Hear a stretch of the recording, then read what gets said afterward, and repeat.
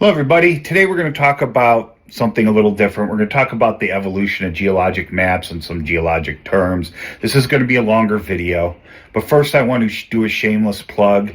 This will be linked in below. I have a printify shop, I have a couple printify shops that I use to print, to do things like these posters. This poster I created.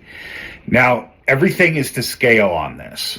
You have Jupiter to scale with the Earth and the Galilean moons and our moon. And down here you have two scale system of the Earth from the side, okay, as if you're all along the ecliptic. You're not looking above, you're looking along, okay? So you have the Earth and moon. This is all to scale. And down here to scale with this is the Jovian system. And here you can see the ecliptic, the actual separation. I couldn't fit it on the page. But everything else here is to scale, okay? And this is 10 times, 10 times 100,000 kilometers? 100,000, yeah. So this scale is 10 times zoomed out, I'll just say that generically, than this scale, okay? And you might hear cats in the background. Anyway, we're going to talk about this. Now, those of you who have watched my history of geologic periods and, geologic time are going to probably be aware of how messy this was. Now, I'm going to do this from a different standpoint. I'm going to do this from a map standpoint. Every one of these maps is public domain. I actually have some of them on my Printify shop that are reproductions. They're not originals.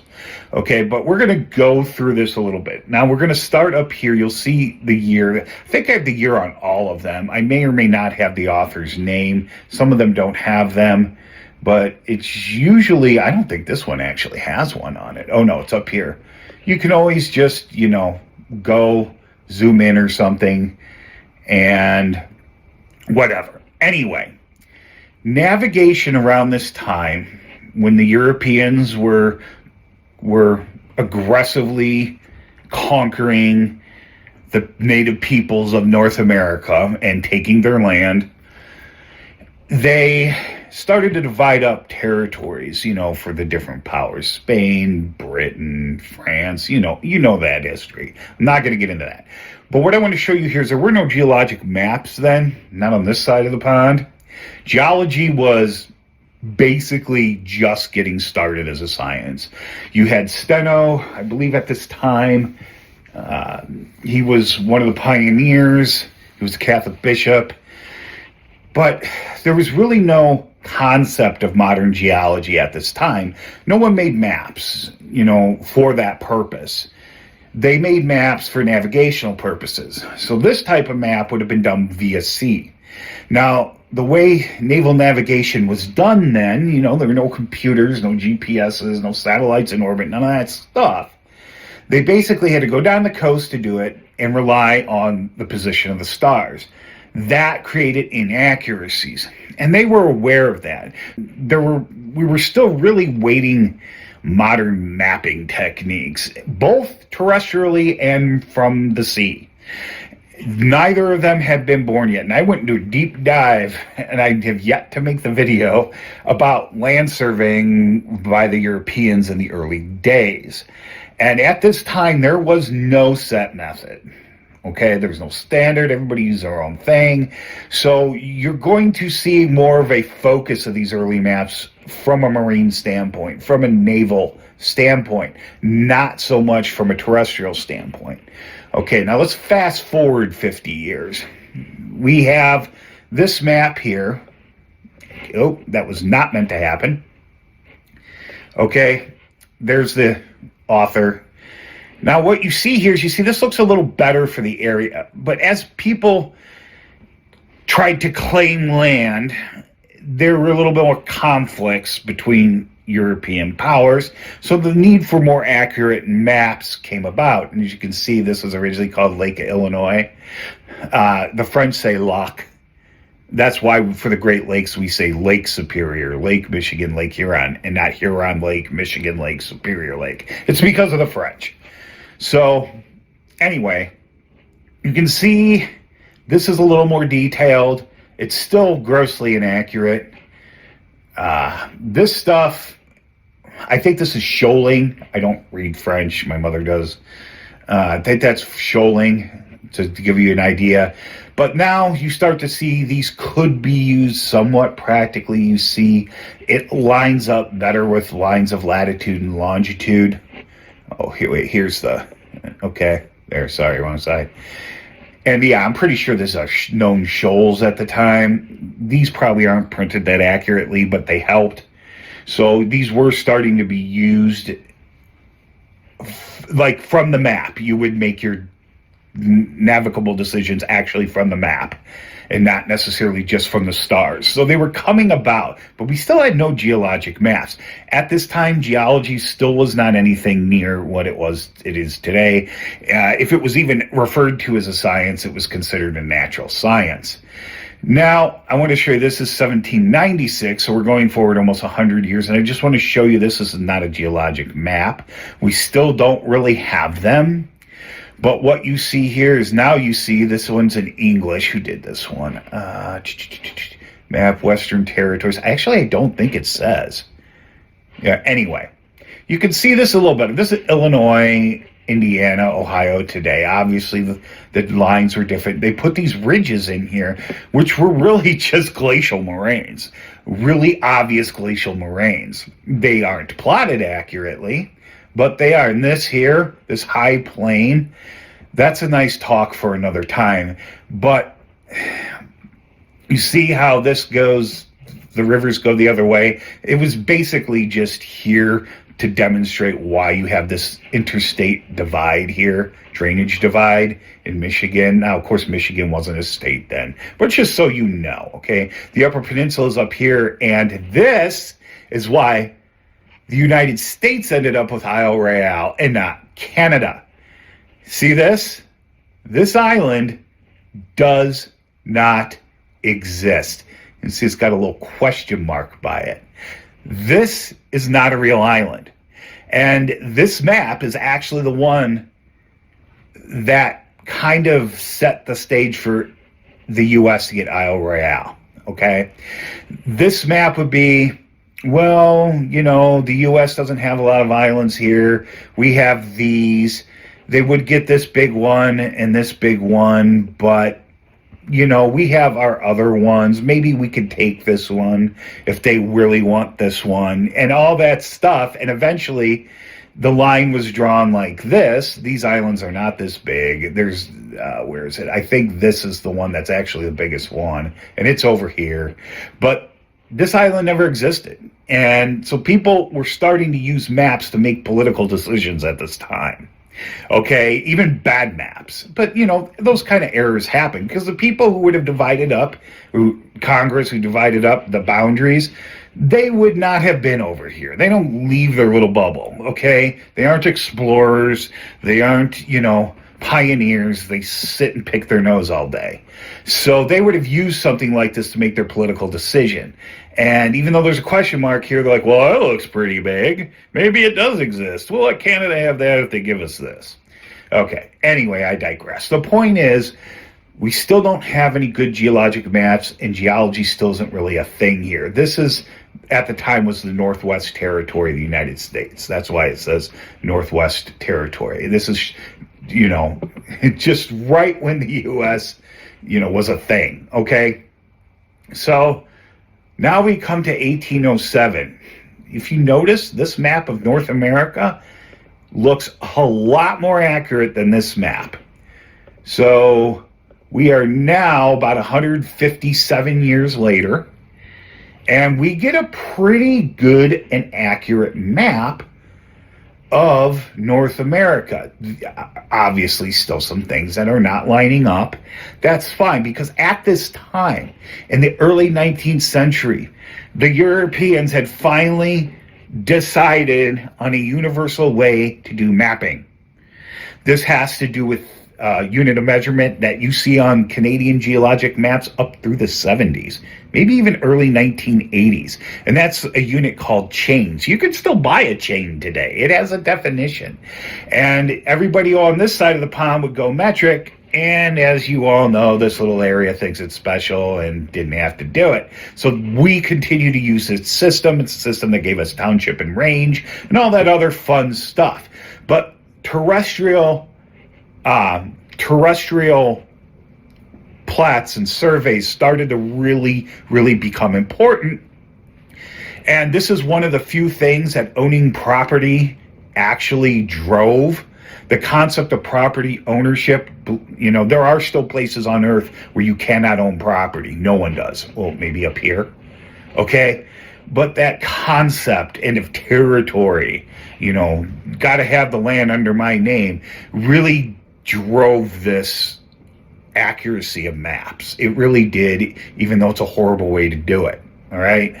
But there's still some other, you can see this is still very similar to Mississippi to the Mississippi layout here. They don't differ much. Okay. This is a little rounder. Actually, that last map was more accurate than this one, but they haven't changed much. And a lot of this is probably copy over from an older map. They would do that. Just something so you know, these cartographers, so they knew it was their work, they would often add things like fake places or tiny little fake islands. So if it appeared on somebody else's later map, they'd know whose map they took it from. Now, this was not one of those things. This was not somebody doing this so they would know it was their work. Crap, there's not even a name on this map. That's not why this was there. That was at the time an honest mistake, okay? But they would do that, or they'd add the names of something that wasn't actually there. Now, that seems kind of sneaky, and today it could lead to all kinds of inaccuracies and bad interpretations, so we don't do that anymore. But this was a thing then, and there were still no geologic maps. But at this time, geology started becoming important because this is only about 40 years, 42 years, 43 before you start getting these massive mineral rushes out west: gold, silver, copper, you know, everything you can think of. So it became the need to start making geologic maps was recognized. But those of you who have seen my geologic time videos know that it was still a complete mess.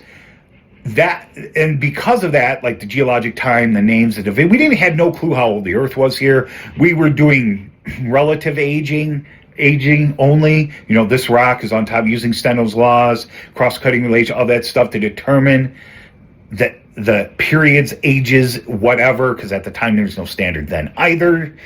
And we used the rocks to give those packages names. Now, those were more time-oriented rock stratigraphic names, and that was the focus of Europe. But over here, things were a little different. This was new land to the Europeans. So they knew that just giving packages of rocks assigned periods or time units wasn't as practical as actually knowing what rocks were on the ground. We need to find this stuff. We need to find gold and silver and all that other stuff. So we need to actually base it off lithology. And this is when lithology would start to come into play. Not quite yet, but I just wanted to show you, this is the 1817 map of the Upper Territories, no longer called the Northwest because the U.S. had expanded. And something interesting here, I just want to show you this. Look what's gone. Oh, it's still here. Sorry, Philippines I, which still, sorry, it's not gone. It's still here. This still doesn't exist, and it's still popping up on maps. All right, you can probably tell what the base map of this was. It was likely this, or something close to this. Okay, it's refined a little, and here are the major Wisconsin and end moraines. That's basically what these are, the last ice age. Now here they left them off of Indiana and Illinois, probably because their focus was more up here. I can tell that just from the way this map is laid out, that they were probably trying to divide this territory up. But you see something down here that's very interesting. Originally, Illinois and Indiana, these territories, did not have any part of Lake Michigan. Okay, So I don't know when the names switched from Lake Illinois to Lake Michigan. I have no idea when that occurred. But you can see what would become Wisconsin. Now, if this had all remained Wisconsin, which was originally the intent at this time, these other states would be these two would be landlocked. Okay, and over here you had something. Where's Toledo? Is it not on here? Well, you had something called the Toledo War. It's the reason why Michigan ended up with the Upper Peninsula, and Ohio ended up with Cleveland, which this ended up being the better deal because of copper and iron. But anyway, you can see one of the reasons why the Wisconsinites don't like people from Illinois is because of this. And just kind of, they may not realize that this is it because most of these people, or all these people, are dead now. But this is the original rivalry, okay? Is that not only would they lose this area of Wisconsin, but they would lose this area, they would lose this area. So, anyway, let's move on. And here you can see when Illinois was actually drawn up, and now you start to see 1822, okay, because Illinois statehood and all that stuff. You start to see the township and range system, okay, on this map, because land surveying for property purposes, it was basically based off township and range. Out east, you still were doing the old thing when we really had no standards, so property boundaries would basically be like, if you have this big rock up here, from there to that tree over there, down to that creek over there. By that time, that stuff was done. That's why land and counties and stuff looks really weird to the east. Like Pennsylvania, Carolinas, Maine, all those places. And things are more square-like here, because by this time, standard surveying had evolved. All right, that's all I'm going to do with that one. 1845. So now we are, 23 years later, something like that? Lyell comes along. He's one of the original pioneers of modern geology, field pioneers. He's one of those guys that got off his doofus, like Chamberlain. Chamberlain was a mapping god. That guy mapped the entire Midwest. But Lyell was another one, okay? And I think he would live into the 20th century. I think he lived a long time. Wait, let me see if I can find him. Lyell. Geologist. Sorry. Charles Lyell. Oh, no, he didn't make it. Okay, I was probably thinking of the other Charles. But, but he still lived a long time. I mean, he was, 78, 77, depending on when he was born. He did this of Niagara Falls. Now, what I want you to get out of this is you notice he started to break stuff down. See, in the States, we were doing it off lithology. If you have Medina sandstone, it meant it was a sandstone. But he started using things like group for things with differing lithology. Clinton group, Niagara shale. We don't use that term. We don't use this term anymore. Niagara limestone, because this stuff wasn't officially named. I can't make that out. Some salt group. Is this Edinburgh limestone? So we, on this side of the pond, we're focusing more on rock lithology. Is it a limestone? Is it a sandstone? Is it a granite?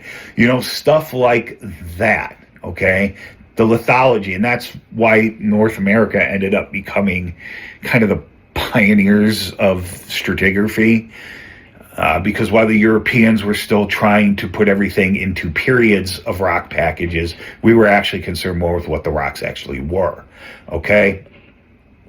And for the first time, or one of the first times you see this, but modern geology, I will link my geologic time videos below with a focus on Lake Superior area, and you'll be able to see and follow a little better. But now we come to 1847, and we finally see geologic map of Keweenaw Point.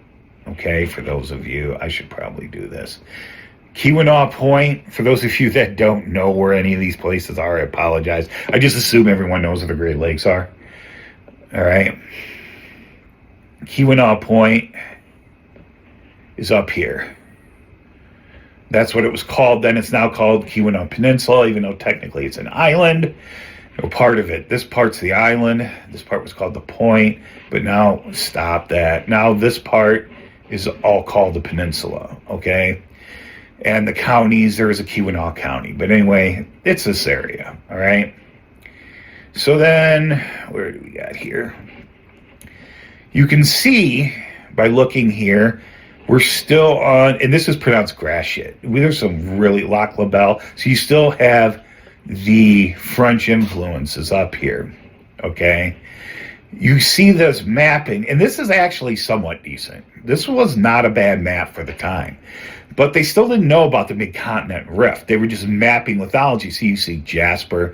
Jasper's not a lithology. We don't use that anymore. Trap. Basically, this was your basalts, okay? Because we were still trying to determine names and stuff like that. Conglomerate, we still use. Sandstone, we still use. Trap is still used in mining terms, but it's not a geologic term, and you won't see it on maps anymore.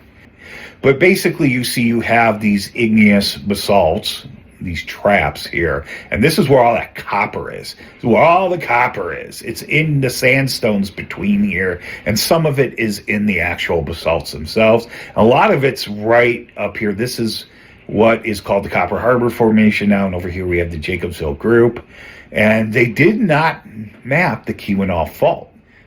They did notice it then.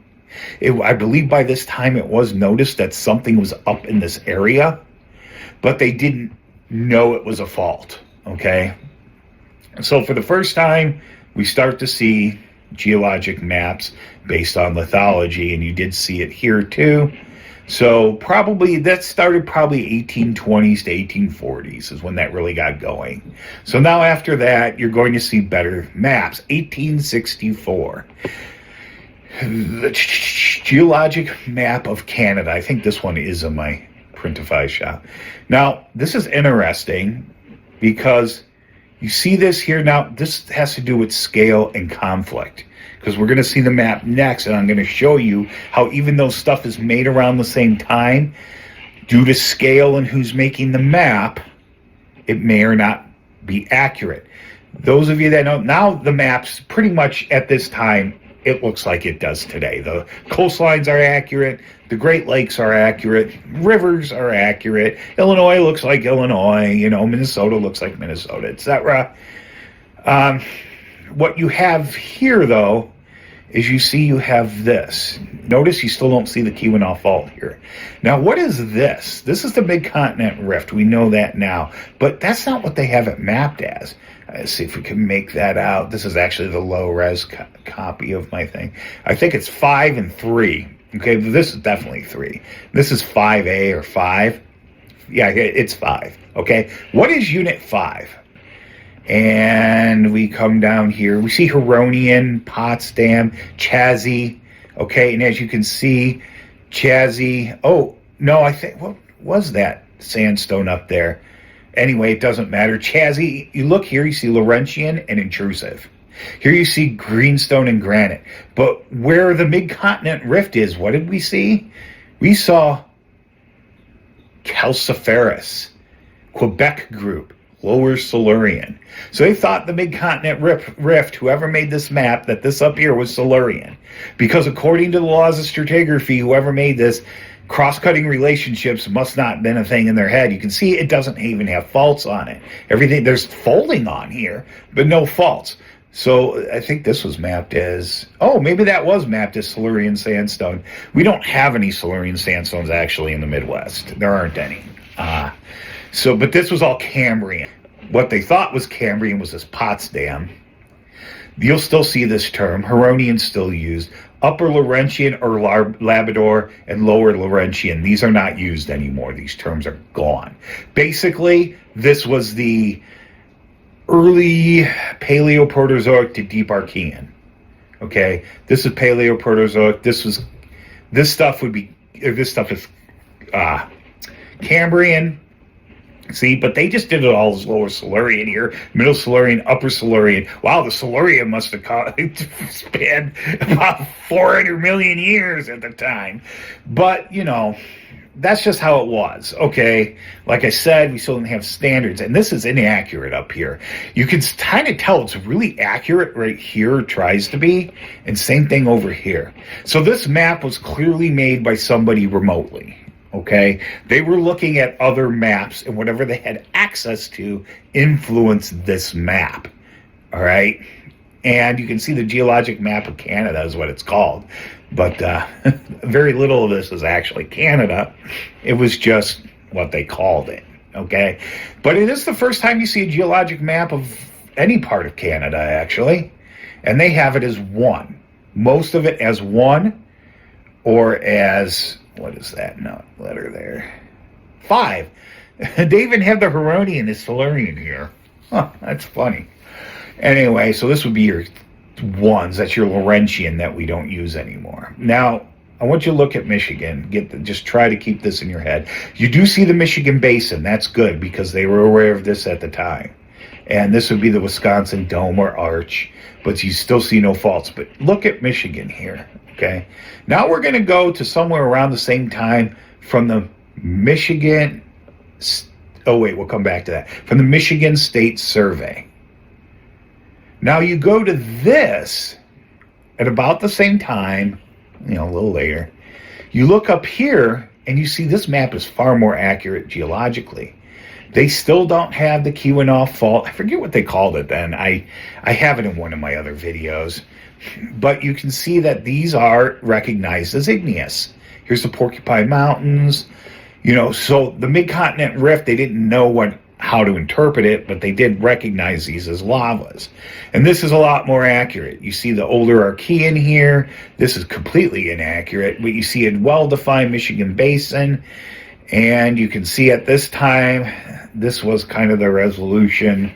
You see Ohio got Toledo. You see it's pretty much level here, and then it dives down and comes back up because that was the result of the Toledo War. But anyway, you look at here, and you see Silurian still. Okay, you see this conglomerate, Potsdam sandstone, Calipari sandstone, whatever. So whoever made that previous map must have been aware of these terms because they're using it too. But down here, they say Azoic, not Laurentian. Okay, and they have the Trappean rocks here, Trappean, which isn't even a term anymore, right there. And the Azoic should also be Archean. But they thought that the Mid-Continent Rift might have been older. See, they didn't know. They didn't have modern dating techniques, and they weren't sure of the geologic structure. This is right before the pioneers of structural geology really got going. Van Hise and those people, Leith, those guys.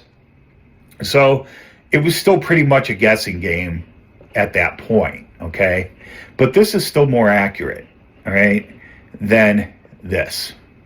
But we go to 1873, and it's no better between this and the last U.S. map. You still have this as, what is this mapped as? I saw the numbers somewhere. See, this is how you make geologic maps. We don't put numbers on them anyway, we put abbreviations, but the colors aren't that various, so we'll find it. But you have your, Silurian. They were still calling it Silurian. So you see this here? Ezoic. Okay. All these terms, they have Cenozoic down here, even though they knew that stratigraphically it would be up here. That's what you do. This one goes oldest to youngest from top to bottom. And all ones nowadays go youngest to oldest, top to bottom. This is oldest to youngest, oldest to youngest, okay? Now you see they don't even have the Mid-Continent Rift as volcanic. Why? Because this was the key area at the time. This is where everything was being discovered. The gold rush had already begun out in California and all that other fun stuff. So this was her focus. But you do still see the Michigan Basin was good. You start to see the Illinoisan Basin, the Appalachian Basin, and we have the coal out here. So at this time, when coal and the railroad began to really expand, these areas with the coal would become more important, okay? This is still grossly inaccurate. They have so much Silurian here. You can still see there's no Cambrian here. I know it was around at the time. Maybe it wasn't. But then you go 1881, which isn't that much further from the 73 map. What, 8 years, something like that?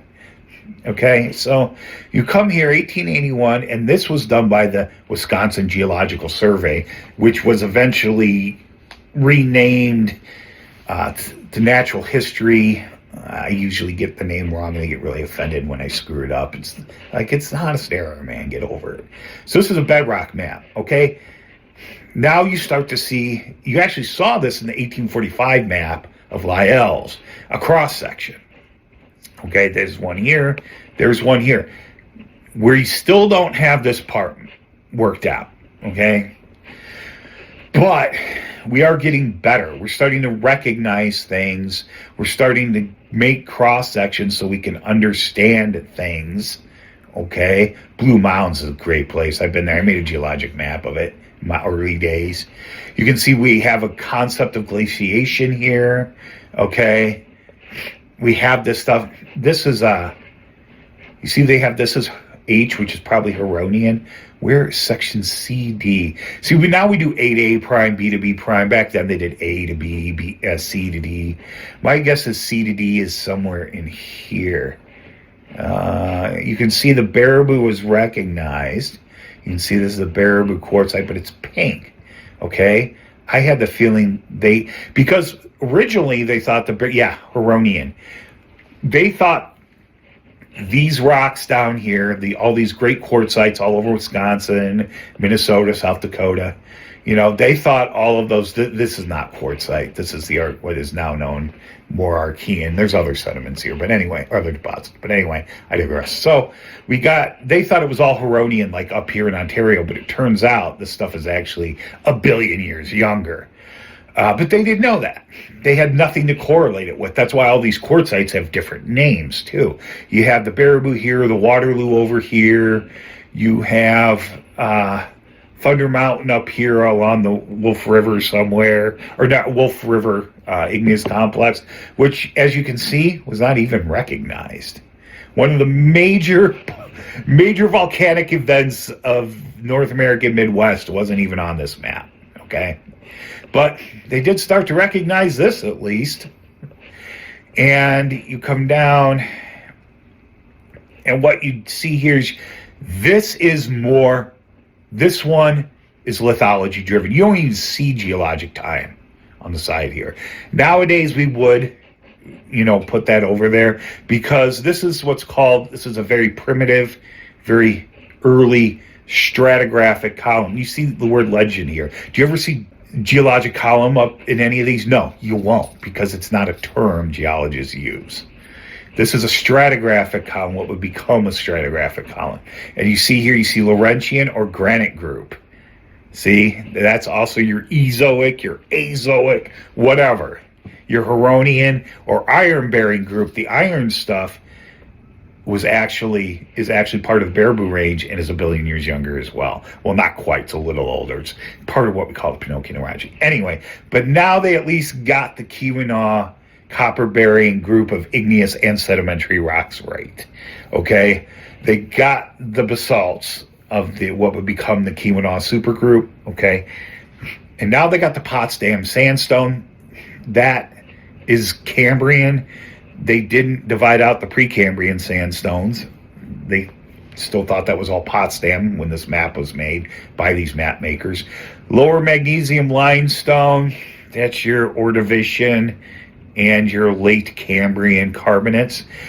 People think the Cambrian's all sandstone, but it's actually the Cambrian and Ordovician, early Ordovician's all sandstones, and it's not. It's called the Great American Carbonate Bank for a reason, because only like a quarter to a third of the rocks are actually sandstone, and it's at the base. There are still sandstone. You get to St. Peter. This is like middle Ordovician. Okay? We still use that term today, although the St. Peter River was renamed the Minnesota River.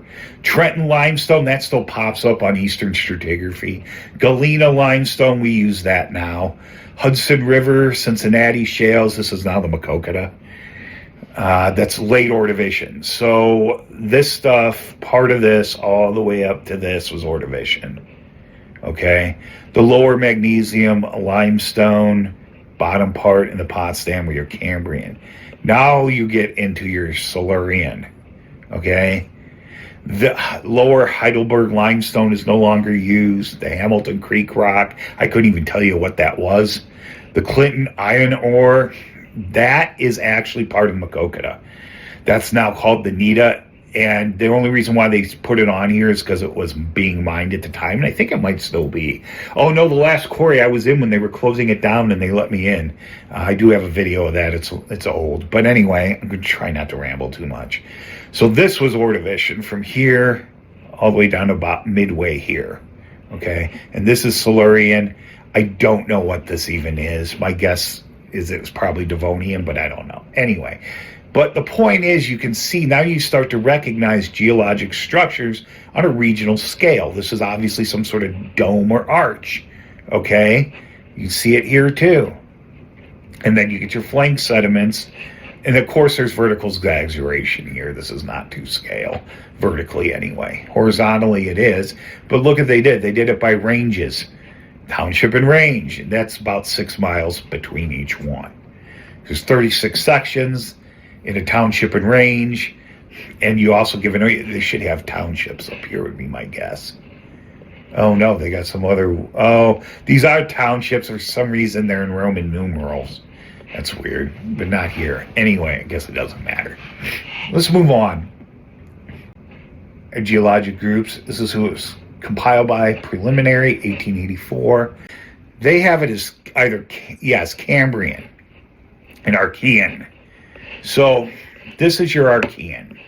Here would be this stuff, okay? And it pretty much is. It's not all Archean, but they have this as Cambrian.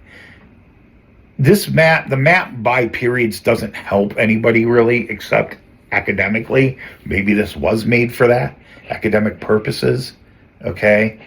But this is, the map itself is a good solid map. It's just the units are wrong. And you can see more of a focus in over here in the Rockies and the Great Basin and Range, the ancestral Rockies, I mean.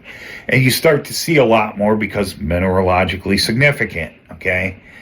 At the time, in 1884, copper was known and being mined, but the age relationship wasn't known, and he thought it was Cambrian, but just slapping Cambrian on it doesn't tell me anything about the lithology. So anyway, let's move on. So the new century comes, 20th century. This is the first geologic map of Illinois. We're going to get away from these bigger ones because honestly, excuse me, the first geologic map is around this time at state level. There were a couple others earlier, but the big picture, I mean, this was not a state map, obviously. This is a section of state, or sections of little land areas, or they were these huge, massive areas. So around the 1870s, after the Civil War, we started to see more state maps. In the early 20th century, we really see them kick off. Now, what do we have here? I wish this had a better copy. These JPEGs, they're not the best. I know what it is, though. I don't need to be able to mega zoom in to tell you. Oh, this is 1917. Oh, I typed the wrong number. Doesn't matter. This is the first geologic map of Illinois. Okay, early 20th century. Here you have your Cambrian and Ordovician up here. Here you have your Silurian and partially Ordovician here around the edge, because the Wisconsin Arch comes down this way, and in the middle of the arch, even though, you know, it's more level now than it was when this arch was forming, your older stuff's going to be towards the center, okay? And then down here, it becomes the Kankakee Arch, and in Indiana, eventually it links up, the Kankakee Arch links up the Cincinnati Arch. But what you have here is the Illinois Basin, this blue stuff.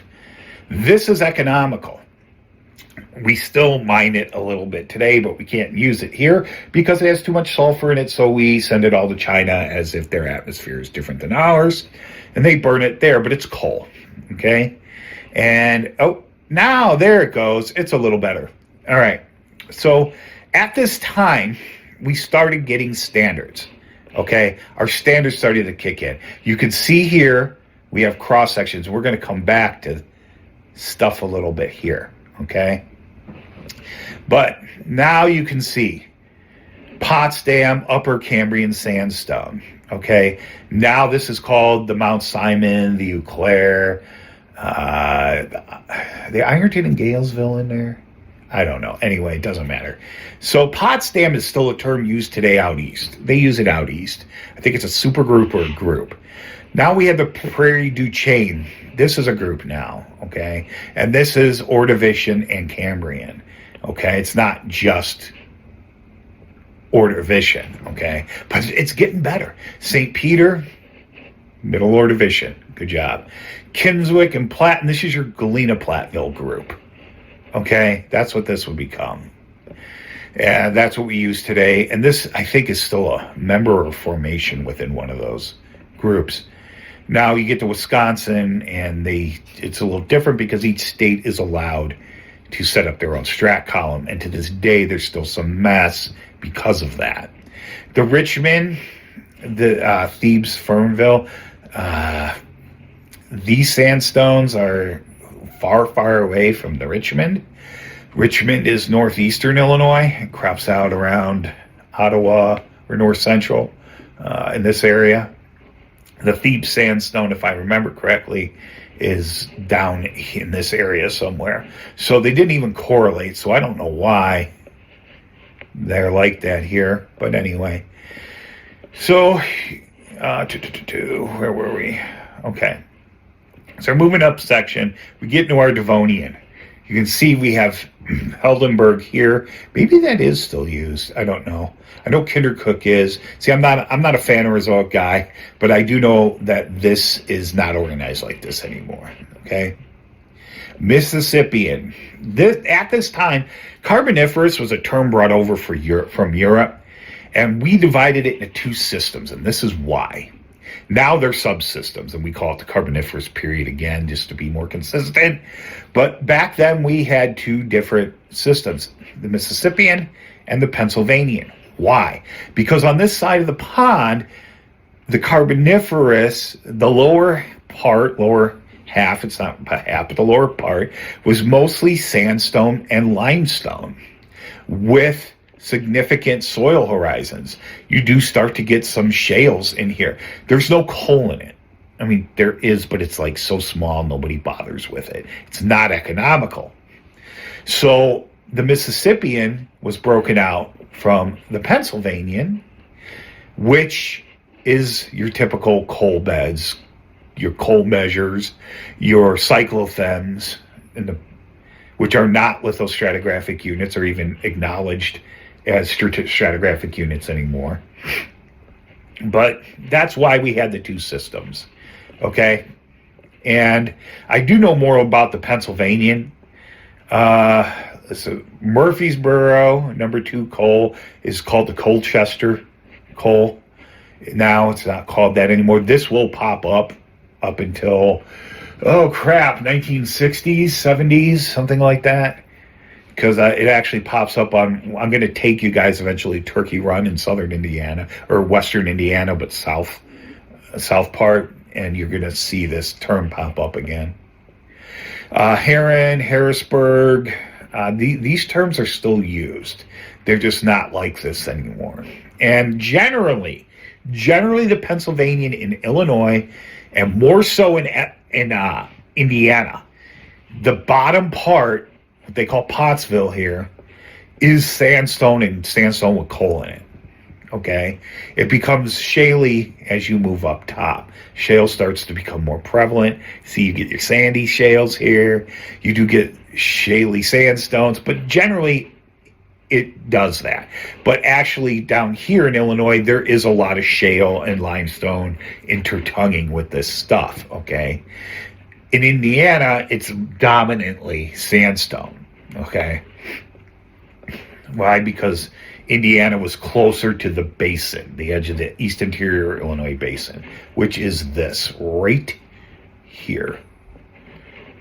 Okay, it actually extends into Indiana, whatnot. Okay, but I don't know if I want to ramble too much more about this. You can look at this if you want in greater detail. You can see the time periods. But look, this is something different than you saw in Europe. Legend, lithology, alluvium, sand, coal measures, sandstones. Still not the best, but whatever. And then over here you have the economic products. So they have a time scale here and a lithological scale, which is where we were moving at this time, early 20th century. But you come down here and you see something interesting. I'm sorry, those of you who know me know I have bad sinus problems. This is the LaSalle anticline. Now, it's not the vertical exaggeration here, I don't think, is listed. They weren't really doing that then. They would just kind of put a scale on this side. We still do that, but we tell you the exaggeration. But my guess is this is pretty exaggerated to make this look at like 70 degrees-ish or so. It's still noticeable at the surface, but it's about 30-degree dip. So anyway, this is LaSalle anticline. This is probably the largest structural feature in Illinois. Okay? And it's made up of little synclines, anticlines, domes, stuff like that. But you come over here, and for the first time, we're starting to see massive faults. Okay? Southern Illinois at this time was known to be faulted. Okay? But there's a massive fault up here that no one has. See, this stuff is Cambrian right here, and this is Old Ordovician. There's actually the Sandwich Fault Zone, which runs right through here and terminates out here. Okay? It runs up to about here, and then over here begins the Plum River Fault. It's almost east-west. It goes significantly into Iowa, and we did a study, or the state survey did a study. I was out there with them drilling maybe 15 years ago, and this to see if the two faults are connected, because it was suspected to be, and they aren't. Both faults are dead. And the funny thing is, your LaSalle anticline, by the way, is like right here. It goes like this. Most earthquakes in Illinois that do not happen in southern Illinois, that happen in northern Illinois, are north of the Sandwich Fault Zone, although they follow it, or on the LaSalle anticline, especially near a structure called the Troy Grove Dome. But anyway, those are talks for other times. I just thought you might find that interesting. Here is another geologic map, 1974 of the United States, and this is a lot better. We learned a lot more in 100 years, 110 years from the previous one. All right, it's still not perfect. It'll clear up. It just looks hazy now. But as you can see, we start to put large faults here. This is that Sandwich Fault Zone I was telling you about. The Plum River is not on here. I don't think that was discovered until the late 70s. But, you know, it's neither here nor there. The major faults down in southern Illinois, New Madrid region, Indiana, those are known, and they're on here. Okay. There are fault zones up here. This one, it'll clear up already. Anyway, this is the first time on this. No, sorry, my train of thought derailed. So you start to see structures other than folds. Okay. Illinois Basin, East Interior. Here's the Wisconsin Dome. It kind of starts here, the arch dome, if you will. And then it extends down here, Kankakee Arch, comes all the way down here, and then you could join the Cincinnati Arch in Ohio, and eventually peters out down here. So this is like one continuous large structure, just with slightly different names, because here it doesn't resemble a dome at all.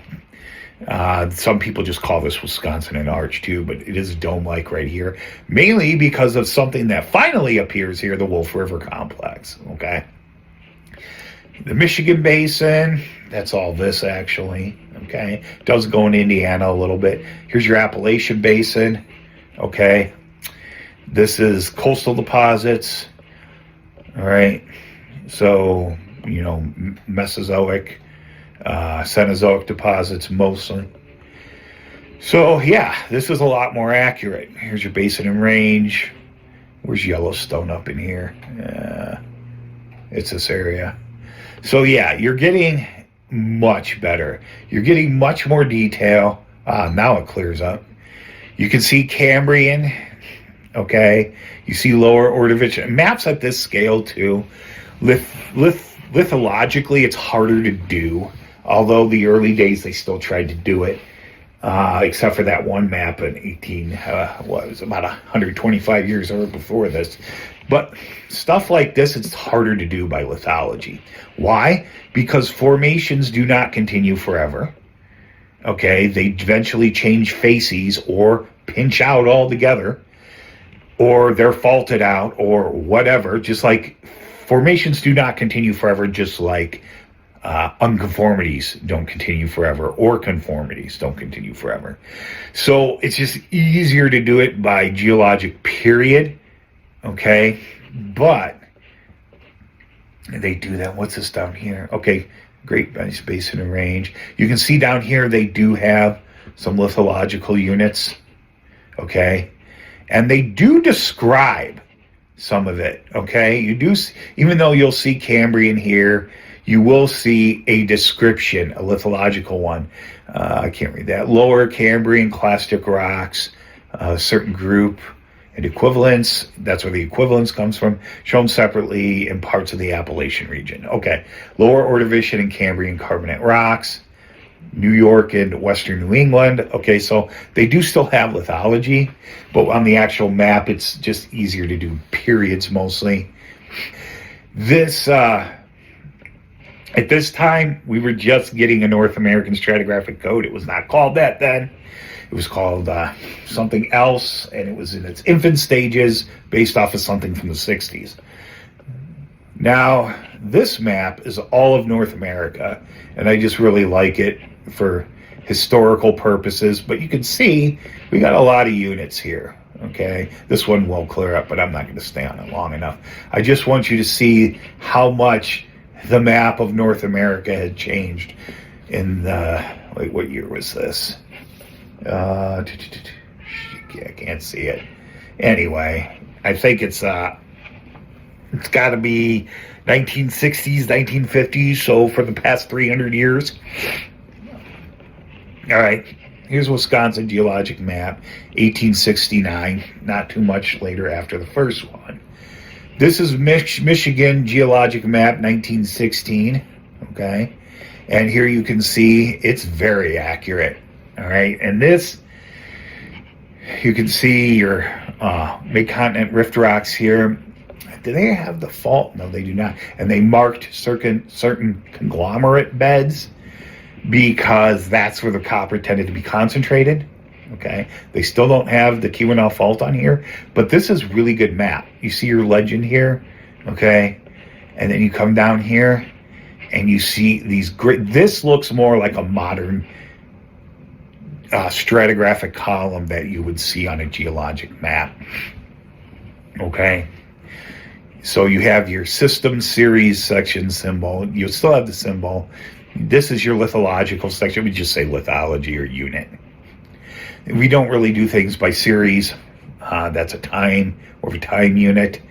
This would be lithological units, groups, formations, whatever. And here you would have your systems, which would be your geologic time, okay? But look at just how great this map is. And a lot of these terms are still used today. See here, you see Trenton again, St. Peter. This Lake Superior sandstone, around the time of Michigan, when everyone else was still mapping this stuff as Silurian, apparently, they thought this might be Cambrian, okay? And the Lake Superior sandstone is actually what we call the Jacobsville group today, and the old Bayfield group. Okay, you can see the Jacobsville here. Munising is actually Cambrian. This is pre-Cambrian, Neoproterozoic. We know that now. Okay, and see it says Upper Cambrian or Potsdam because Potsdam is a lower, mostly lower Cambrian. We have no lower Cambrian deposits in the Midwest. The seas weren't out here then. Okay. And here they have the Keweenaw, which is these lava units, and it's a Cambrian question mark. But these are about 1.1 billion years old. 1.1 GA. Is the Cambrian started what, 541 million years ago? Million compared to billion. So yeah, so because even though during this time this was made, we had radiometric dating, it was still in its infancy. Okay, we didn't even have an age of the Earth at this time. And I actually go through that in my geologic time ones. Okay, but I just wanted you to see that this is still pretty accurate. Like this, the Amasa, this appears on here, which is for the first time. This is a unit where no one lives, no one goes for some reason. Now there were a couple mines over here back in the day, but in Amasa, however you pronounce it's down here somewhere. And anyway, it may not have existed then. So yeah, anyway, we get a much more accurate map. And you can see this is, I believe, the glacial deposits. So you can tell when the federal government does something nowadays, because they still use this term, which was an early term for the Upper Peninsula. As you can see, Geologic Survey of Michigan, this was still done by the survey, 1911, okay? And you can see that this is map of the surface formation. So it's a quaternary map. It's a glacial map, all right? And as you can see, mostly, there are some areas where there are no glacial deposits. One of those areas would be Isle Royale, all right? Up here, they're pretty much non-existent, okay? In this area up here, they're non-existent, some places, but mostly here, they're thin to sparse.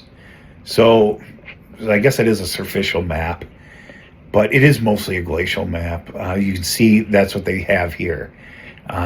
Lake clay, thin, sandy, you know, that they're doing this from a, you know, moraines. See, this is clearly a glacial superficial map, okay? Now, they just extended it, it looks like. Do they have? Yeah, because they don't have any bedrock nomenclature out here. When I say there are no ones, they're very thin, if to non-existent. Like this here is obviously glacial. That's why it's like that. But yeah, this, I'm pretty sure Isle Royale has no glacial deposits on it. It's pretty sure it was stripped. And the reason why it exists is because that good old Keweenaw Fault that comes up here and comes up and around, and the Superior Basin, okay? Both things, I think, were not, or no, they still don't have the Keweenaw Fault, okay. Anyway, when the glaciers came down from the north, they were mostly traveling in a south-southwest direction from the north-northeast. But as they hit this area, this is the north side of the syncline of the basin that makes up Lake Superior. They hit these hard lavas with interbedded sandstones, and they changed direction a little bit. They went more towards the west significantly before coming back down again. That's why you get this kind of ice movement. If you ever look at a glacial map, this is just where it's preserved best. You see most of the ice that came down, like, you know, like I said, but there's this turn in here, and that's the reason. It's because of the structural geology of the bedrock, right? I think that's it. Wow, okay. Anyway, that's it, everybody. I think that's long enough. If you have any questions or comments, please leave them below, and I hope you guys learned something. All right, thank you.